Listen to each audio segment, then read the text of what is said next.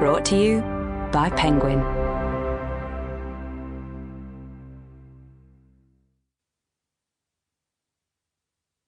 The episode, written and read by me, Mary Ann Kenny.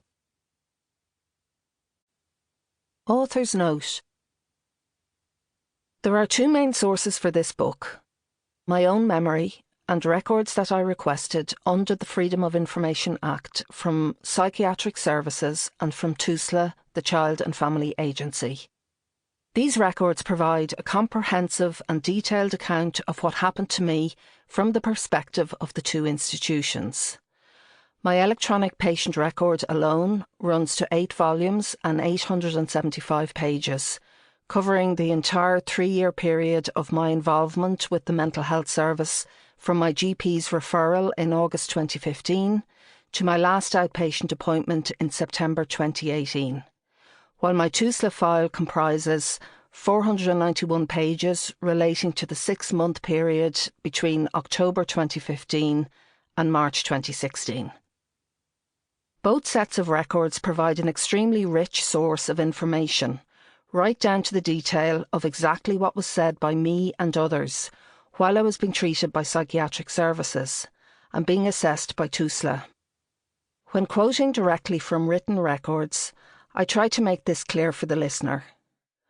When I narrate conversations with medical staff and social workers, I draw on the written records and on my personal memories of what was said. The written records of conversations, though often extremely detailed, are not comprehensive transcripts, and in a small number of cases I draw on my memory alone to reconstruct something that was said as part of an exchange that is otherwise captured in my records. In such instances, I make it clear for the reader that this is what I am doing. Passing comments, small jokes, and the odd personal detail shared with me by the professionals may be assumed by the reader to be based on my memory alone. I have used pseudonyms throughout. The only names left unchanged are those of my husband John and my mother Bernadette, Bernie. Part 1. April to December 2015. Chapter 1. Where's Dad?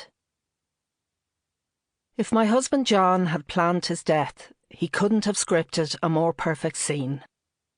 Bright spring sunshine, out for a run in the crisp air on the granite hills of Killiney, the blue sweep of the bay stretching out in front of him, the coconut scent of flowering gorse, fresh green shades of trees coming into leaf, the busy chatter of birds nesting, his favourite jogging playlist of fast tracks coming through his headphones, a few hours to himself to get his stay-at-home dad life back on track, with the children at school and me at my lecturing job.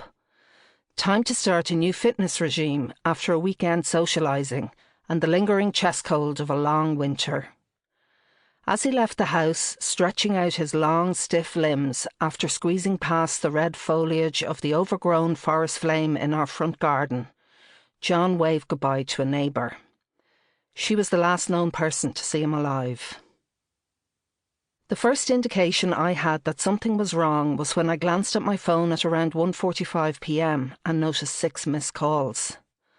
I had just come out of a 3-hour work meeting into the dazzling spring sunshine. It was a 5-yearly programmatic review with an external panel of academics and representatives from industry, and it was of sufficient importance for me to have turned my phone off fully for the duration. As I strolled back towards my office building, chatting with colleagues, nodding a smiling hello to students, and enjoying the feeling of warmth spreading through my body, I switched on my phone. In those days, my attitude to mobile phones bordered on dislike, and I had an old-fashioned button Nokia that I used mainly for text messaging. Receiving even one call on it was a rare occurrence, never mind 6 missed calls, and a small sense of alarm stirred deep inside as I squinted at the display. I hurried back to my office desk and Googled the 2 numbers that were visible, something I'd seen John do whenever he wanted to check the identity of a caller before ringing back. The first number was a local landline, which threw up no results at all in Google. The second turned out to... Sample complete. Ready to continue?